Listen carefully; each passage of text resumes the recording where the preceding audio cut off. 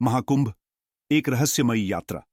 क्या आप जानते हैं कि महाकुंभ सिर्फ एक धार्मिक आयोजन नहीं, बल्कि एक ऐसा रहस्य है जिसे आज तक कोई पूरी तरह नहीं समझ पाया? हर 12 साल में संगम पर जो मेला लगता है, उसके पीछे छिपी है अमृता की एक कहानी। लेकिन इस अमृता के साथ जुड़ा है एक श्राप भी। आज की कहानी आपको कुंभ के ऐसे रहस्य पर ले जाएगी जो आपको सोचने पर मजबूर कर देगा। तो जुड़े रहिए, क्योंकि अंत तक आपको ऐसा कुछ पता चलेगा जो आपने कभी नहीं सुना होगा। सैकड़ों साल पहले समुद्र मंथन हुआ।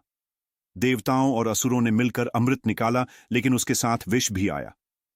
अमृत के लिए एक भयंकर संघर्ष हुआ, और उसी दौरान अमृत की कुछ बूंदें पृथ्वी पर 4 जगह गिरीं: हरिद्वार, प्रयागराज, उज्जैन और नासिक। लेकिन क्या आप जानते हैं, अमृत की इन बूंदों के साथ एक श्राप भी धरती पर आया। यह श्राप था लालच और स्वार्थ का। कहते हैं कि जो इस अमृत को पाने की कोशिश करेगा, वह श्रापित हो जाएगा। यह रहस्य सालों तक छुपा रहा, लेकिन हर 12 साल बाद जब कुंभ लगता है, तो यह कहानी फिर से जाग उठती है। और अब यह कहानी जुड़ने वाली है अर्जुन से।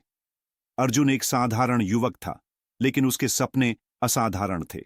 उसे बचपन से ही संगम से जुड़ी रहस्यमयी बातें सुनाई देती थीं। उसके दादा कहते थे, अर्जुन, एक दिन तुम कुंभ के रहस्यों को सुलझाने के लिए चुने जाओगे। अर्जुन इन कहानियों को बचपन की बातें समझकर भूल गया। लेकिन एक रात उसने एक सपना देखा। वह गंगा के किनारे खड़ा था। नदी में जलता हुआ दीपक तैर रहा था। तभी एक गूंजती हुई आवाज आई, महाकुंभ तुम्हारा इंतजार कर रहा है। अर्जुन की आंखें खुलीं और उसने तय कर लिया, उसे इस सपने का अर्थ समझना है। कुंभ में रहस्यमयी साधु से मुलाकात। कुंभ के मेले में अर्जुन की मुलाकात एक साधु से हुई। साधु उसे देखकर मुस्कुराए और बोले, तुम्हें यह सपना आया है, इसका मतलब तुम चुने गए हो। लेकिन ध्यान रखना, अमृत तक पहुंचने के लिए 3 चुनौतियों का सामना करना पड़ेगा। पहली चुनौती, तुम्हें अपने सबसे बड़े डर का सामना करना होगा। दूसरी चुनौती, तुम्हारी आत्मा को पूरी तरह से शुद्ध होना चाहिए। और तीसरी चुनौती, संगम का सत्य देखना जो हर किसी की आंखों से छुपा है। अर्जुन ने साधु की बात मानी और अपनी यात्रा शुरू की। पहली चुनौती, डर का सामना। पहली रात अर्जुन गंगा के जल में उतरा। जैसे ही वह गहराई में गया, उसके सबसे बड़े डर सामने आ गए। उसकी मां की मृत्यु, बचपन की असफलताएं, हर दर्द उसे डराने लगा। लेकिन अर्जुन ने साधु की बात याद रखी। उसने खुद से कहा, यह सिर्फ भ्रम है। गंगा का पानी अचानक शांत हो गया। अर्जुन ने अपना डर हराकर पहली चुनौती पार कर ली। दूसरी चुनौती, आत्मा की शुद्धता। दूसरे दिन अर्जुन ने संगम के किनारे ध्यान लगाया। ध्यान के दौरान उसे अपने हर पाप और गलती याद आई।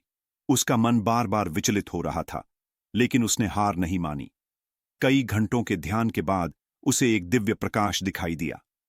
अर्जुन की आत्मा अब पूरी तरह निर्मल हो चुकी थी। तीसरी चुनौती, संगम का सत्य, अब तीसरी और सबसे कठिन चुनौती थी। संगम के बीच अर्जुन ने एक चक्रवात देखा। उसके केंद्र में अमृत कलश था।